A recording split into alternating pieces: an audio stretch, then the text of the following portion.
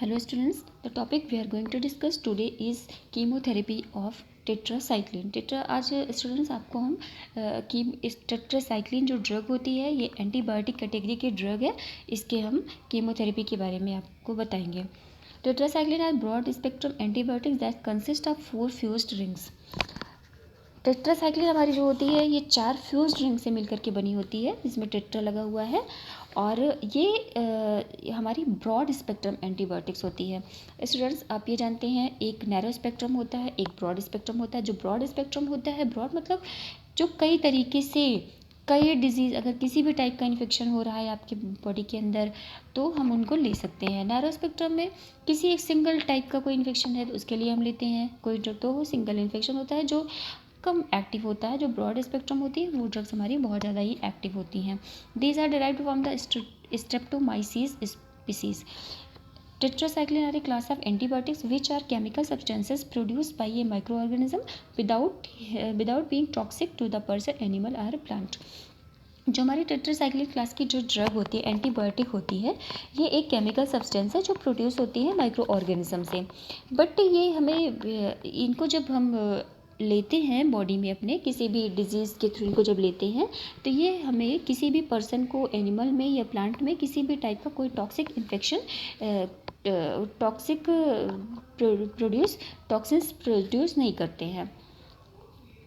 Next students, tetracycline is active against many gram positive and gram negative bacteria. ये हमारी जो tetracycline होती हैं ये बहुत जो ग्राम पॉजिटिव जो हमारी बैक्टीरिया होती है 2 टाइप्स की होती है, एक ग्राम पॉजिटिव की होती है, ग्राम नेगेटिव की होती है। दोनों बैक्टीरिया के अगेंस्ट ये काम करती हैं। All tetracyclines are bitter solid and are slightly water soluble. जो टेट्रासाइक्लिन होती है, जितनी भी टाइप की टेट्रासाइक्लिन की ड्रग होती है एंटीबायोटिक्स कैटेगरी की होती हैं, ये हमारी सॉलिड होती हैं, बिटर टेस्ट होता है इनका और स्लाइटली थोड़ा थोड़ा ये वाटर में सॉल्युबल भी होती हैं। They are yellow in colour and salt are use to oral administration usually in capsule from the mask the bitter taste. ये हमारे ओरल लिए जाते हैं, ये ड्रग्स हमारी ओरली फॉर्म में लिए जाते हैं और ये कैप्सूल भी होती हैं, बट इनका टेस्ट जो होता है वो बहुत ही ज़्यादा बिटर होता है, कड़वा टेस्ट होता है। तो स्टूडेंट्स टेट्रासाइक्लिन के बारे में ये कहा जाता है कि छोटे बच्चों को ये ड्रग नहीं दी जाती है और अगर देते भी हैं तो उनको मिल्क के साथ नहीं देते हैं, और नहीं तो ये कभी कभी क्या करती है, दांत को काला कर देती है। इसका क्लासिफिकेशन देख लीजिए स्टूडेंट्स। इसमें ये जो ड्रग होती है ये कई टाइप से डिवाइड होती है। ये short acting, intermediate acting, long acting in category में होती है कि कितने टाइम में ये अपना एक्शन देगी। जो शॉर्ट एक्टिंग है तो वो 6 से 8 घंटे में ही अपना एक्शन देती है। जो इसमें आती है टेट्रासाइक्लिन, ऑक्सी टेट्रासाइक्लिन और क्लोरो टेट्रासाइक्लिन। जो इंटरमीडिएट की ड्रग होती है वो 12 आवर्स में अपना एक्शन देती है। इसमें आती है डेमेक्लोसाइक्लिन और मिथासाइक्लिन। लॉन्ग एक्टिंग जिनका एक्शन 16 to 18 आवर्स में होता है, इसमें आती है डॉक्सीसिलिन एंड माइनोसिलिन। इनका टेट्रासाइक्लिन का मोड ऑफ एक्शन क्या होता है, इनका एक लाइन में अगर आप मोड ऑफ एक्शन देखेंगे तो ये प्रोटीन सिंथेसिस को इनहिबिट करती है। प्रोटीन सिंथेसिस अगर इनहिबिट करेंगे तो उनकी वजह से जो हमारा ट्रांसक्रिप्शन, ट्रांसलोकेशन, डीएनए रिपेयर, ये सब चीज़ें होती हैं वो नहीं होती हैं और ये सारी चीज़ें नहीं शो होती हैं और हमारी बैक्टीरिया की ग्रोथ जो होती है वो रुक जाती है। और जो आरएनए होते हैं, चाहे ट्रांसफ़र आरएनए है चाहे मैसेंजर आरएनए है, इनका अटैचमेंट रुक जाता है और किसी भी टाइप का इंफॉर्मेशन हमें नहीं होती है, या फिर नई टाइप की बैक्टीरिया, नई टाइप की हमारी प्रोटीन से सिंथेसिस नहीं हो पाती है। तो they are the mainly bacteriostatic. ये बैक्टीरियोस्टैटिक कैटेगरी की ड्रग होती है, हमारी बैक्टीरिया को रोकने का काम करती है। हमारी ये दे बाइंड टू 30S राइबोसोम्स।